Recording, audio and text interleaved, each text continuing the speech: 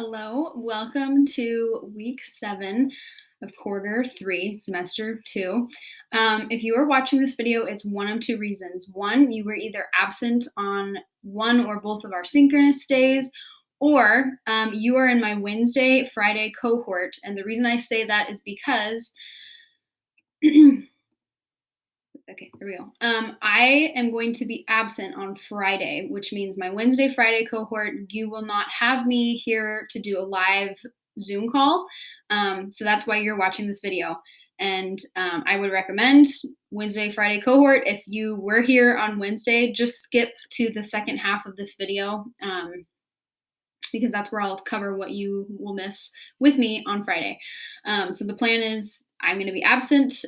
Because I record these videos, we don't need a sub. So you're just going to follow this video, open your slides. I'll be walking through what we're going to be doing, and it'll be just like we have Zoom, except for it's a video. So let me make this full screen. Okay. So again, this is week 7. We started our poetry unit last week, and it was rapid fire. We had a lot to cover.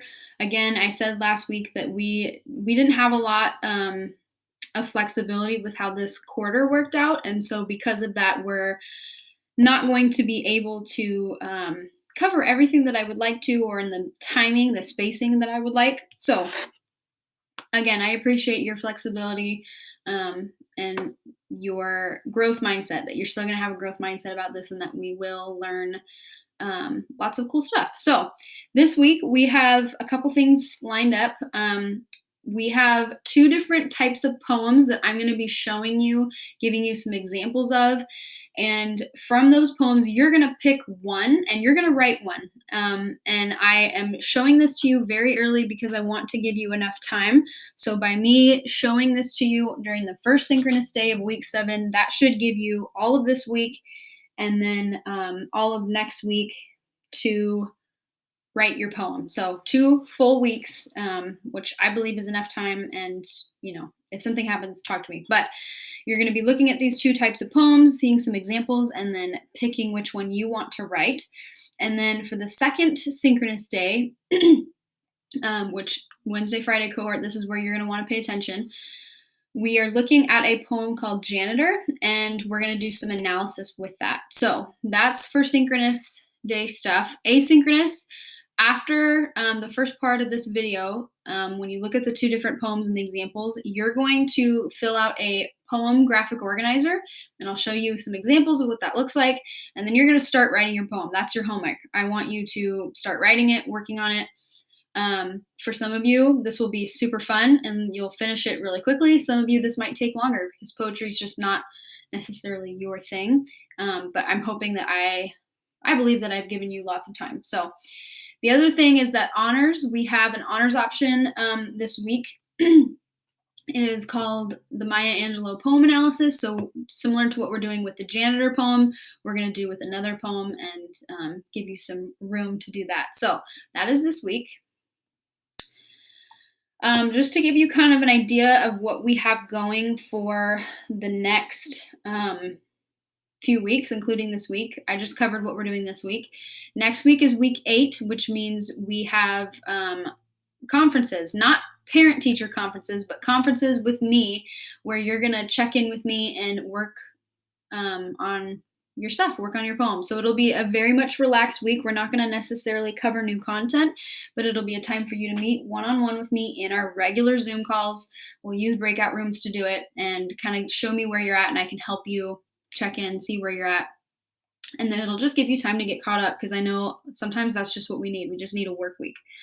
And then week 9 is going to be weird because they've changed the schedule so that Thursday and Friday of that week we do not have classes at all. So you'll technically only have one synchronous day in week 9. So we're going to kind of wrap up our poetry unit and do a little reflection and bridge to the next unit.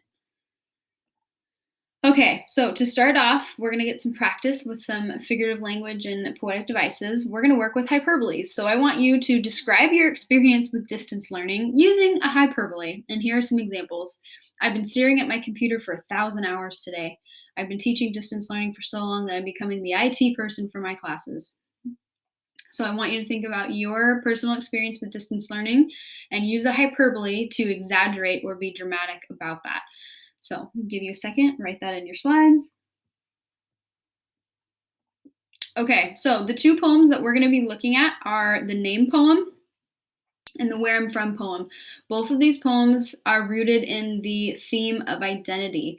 What you are called and where you're from, they matter. They not solely, but they both together impact who you are as a person, your identity. They make you who you are and teach you what you want to change in the future. So I'm going to show you some examples, and then I want you to, at the end of Synchronous Day 1, you're going to decide which poem you would like to write, and you're going to try to do it in form that kind of looks similar to what I'm showing you. Also, the rubrics are linked here for you if you would like to take a look at those. Okay, so first off, name poems. To say the name is to begin the story. Names have significance. Sometimes they don't. But names have meanings, and they can be attached to specific things that are aligned with our identity. So I want you to take a second, pause this video, read this poem, Linda May by Linda Christensen. Go ahead and do that. Okay, so that was our first poem. If you go to the second slide, you'll see this one, A Hand-Me-Down Name by Mary Blaylock. And I want you to read this poem and kind of answer these questions. What tools did you notice that she uses? What details about the speaker did you notice? Is there any assumptions or something you can infer about this person based off the details they give? How do they feel about their name? And how do you know that? So pause this video in your slides and fill out these questions. All right, so these are more examples. You don't need to write anything with this, but these are more examples that you can read to kind of see what we're going with. And you notice they kind of look like paragraphs. They don't, at least these two don't look like this one. This looks more like a poem. And you get to have freedom in that. You get to decide how you want that to look if you choose to do the name poem. So again, the name poem is all about if you choose to do so, looking at your name. What is the history attached to that? Is there a story behind it? Is there something that your name literally means when you Google, what does your name mean? There's lots you can talk about. The other poem we're going to be looking at is Where I'm From. And this is important to note.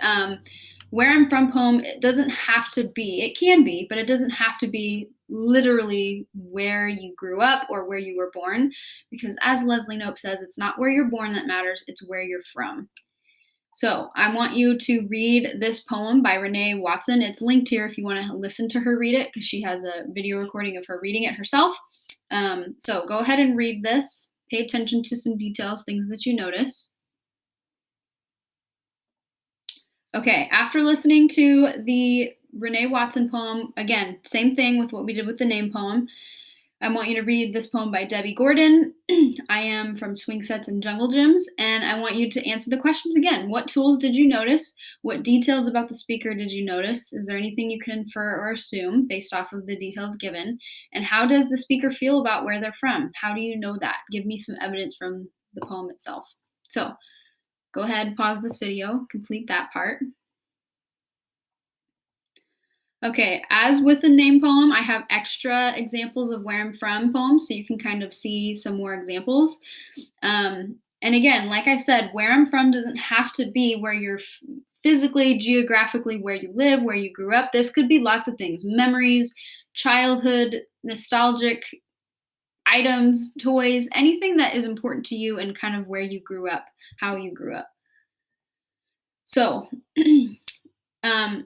I hope you know this by now, but I will say it just to say it. I always want to honor your time, and therefore I will only create assignments that I believe will truly help you learn and will help you do well with whatever final project we're doing. So for this unit, your final project is writing a poem. And I know sometimes it can be tempting to view it as this way, but I promise you this graphic organizer for your homework is not busy work. It's literally going to help you do the legwork, the groundwork for writing your poem. So I want you to take them seriously and enjoy them, because if you kind of skip out and don't really do it or just put it on the back burner, it's going to make getting to write your poem a little bit more Well, a lot more difficult than if you just did it. So let me show you the two examples that I have. They're both linked in the slides. So if you choose to do the name poem, again, you're only writing one. You will fill out a graphic organizer that looks like this. This is my example that I filled out. So you're going to fill out each category and you can put as much information as you want. I need at least you to fill the box. You can add more if you want. Scroll up here. So, history of your name. Is there anything tied to the name meaning, historically, culturally, associations with your name? Is there kind of things that people assume or just automatically think about when they hear your name? Do you have nicknames? Do you have, well, let me go back up here. Wordplay with name. This one will be the trickiest to do, but I want you to remember it doesn't have to be perfect. Wordplay is just trying to use those poetic devices and figurative language to just write something about your name. Be creative. Think about how you might use those things. Stories about your name. Is there a specific story attached to how you got your name?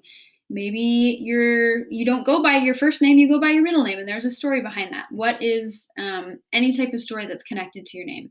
And then interior monologue is how do you see yourself and how do you want to be remembered? Thinking about your legacy, if you will.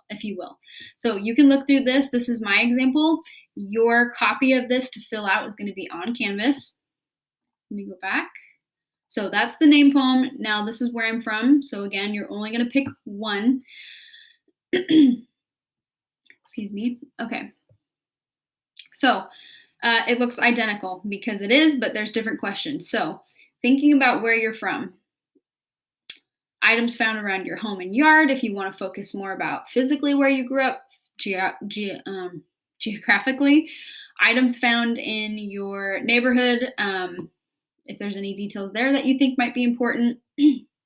Names of relatives, especially ones that link you to your past, people that are important to you. Could be family members, friends, whoever. Sayings that spill out and remind you of home. Like, is there phrases that you hear your family say a lot? Is there things that your friends say, kind of an inside joke? Things like that.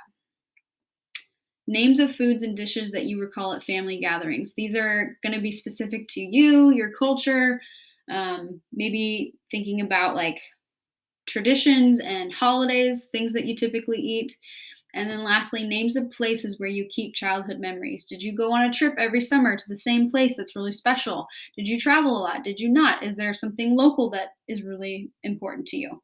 So again, you can use my example as kind of inspiration for how you might fill this out.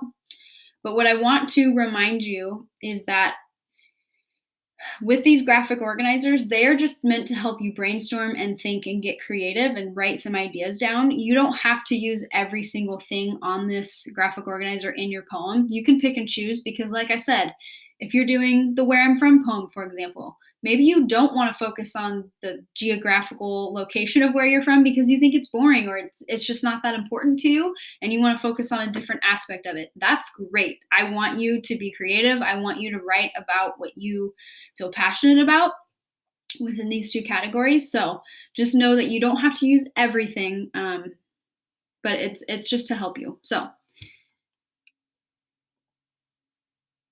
okay, so my honors people, I have this honors option assignment for you. This is a Maya Angelou poem, and I actually recorded a separate video for you to go through and hear me talk about this. So it's linked right here. You can check that out and hear what I have to say in that video.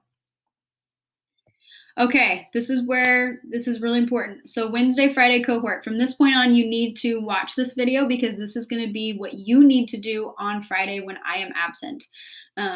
If you're curious, my cousin is getting married and I am in the wedding, and so I cannot be present on Friday because that's what I have going on. So where am I at here? Okay, so from this point on, you're going to play this video, have your slides open, and just follow along as if we're in a live Zoom call. Obviously, we can't have a fun conversation like I would love to because it's not live, but this is where you need to fill out the slides and follow along in the video. Okay, so here we go. This is just something really quick.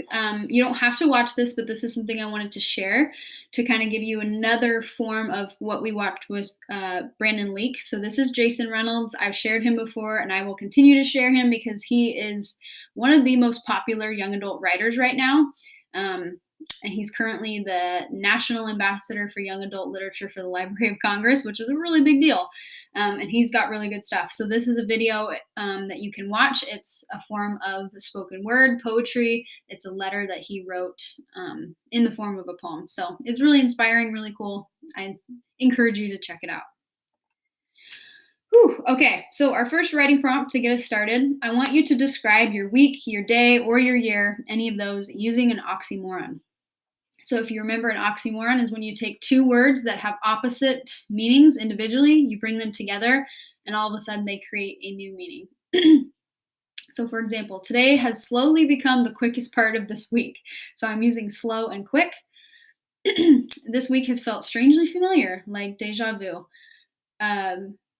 Familiar, strangely, and familiar, those two are opposites. They don't have the same meaning, but together they create a new meaning. So take some time, write an example here, and then keep going on the next slide.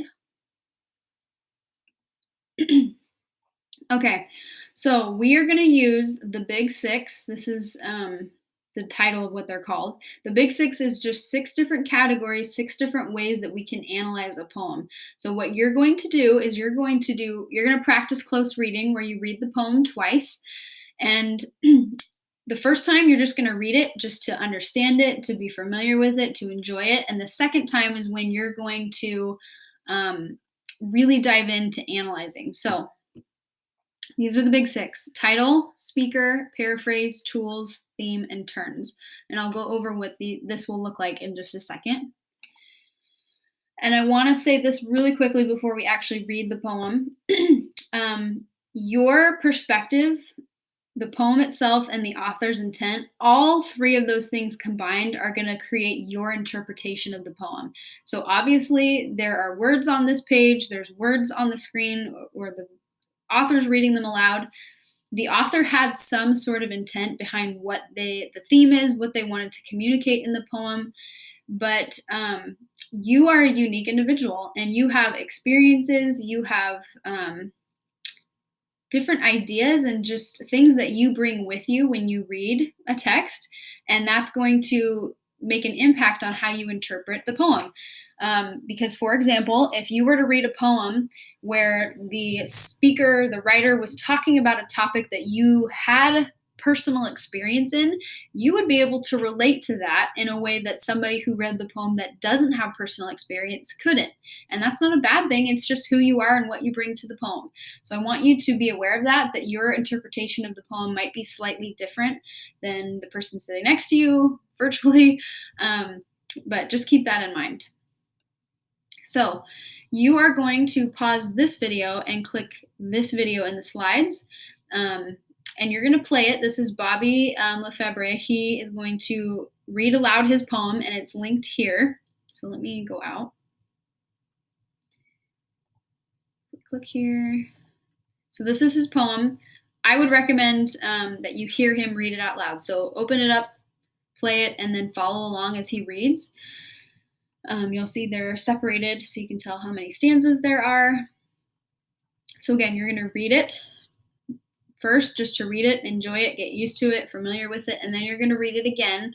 And the second time is when you're going to try to pay attention to the specific items I'm going to ask you questions on. And those questions are in the following slides. So as you read it a second time, you're going to look for paraphrase. What big ideas, images stand out? What is the story of the poem? What happens? What is he talking about in the poem itself? You're looking at the title of the poem. What words or ideas appear in other places in the poem? Is the title a line in the poem? What does the title highlight? What does it represent or maybe refer back to? Tools. What poetic devices are used? Think about repetition, onomatopoeia, imagery, those types of things. What are the most powerful figurative language tools? Figurative language, again, is things like similes and metaphor and all the things that we looked at last week. Turns. This is where we're looking at, does the poem have a spot, and it should, where the tone and mood shifts a little bit. Something gets more serious, maybe more intense. Pay attention if maybe the pattern and the rhythm of the poem as it's being read kind of speeds up, or maybe it slows down and pauses for a second. That's where we're going to find some turns and shifts. Is the tone at the beginning of the poem the same as it is at the end? And what is it? Where does that change? What is the speaker like? What does he love, hate, fear? What is the speaker's attitude toward the subject? Thinking about kind of the writer, the speaker himself, Bobby. And then lastly, theme. What are the big universal ideas addressed in the poem? So you'll write your theme statement here, what you think it's about. How are they presented? Think about tone and imagery. What is he using to create that theme? So that should be the very last slide. So my Wednesday, Friday cohort specifically, if you have questions about this, email me, let me know. But you are simply going to read the poem once, enjoy it, get used to it, get familiar with it. Then you're going to read it again, and you're going to you can simultaneously pause the video and answer the questions. Like go through all the questions for each stanza. I would just recommend reading it a second time, reading it through, and then going through and answering. And remember, when you're answering these questions, I want you to provide evidence. How do you know this? If you tell me what's the story in the poem, you got to give me some detail. It can't be like 2 words or 1 sentence. Give me some depth, give me some sort of context, be detailed in your response, because that's going to help you analyze it better, and it's going to help prove to me that you know how to do that and are proficient in that. So you're going to fill out those slides, all those questions, and then turn it in. And that is it for week 7. So like I said, if you have any questions, please let me know. But I hope you have an amazing weekend, and an amazing spring break. And I cannot wait to see you when we get back.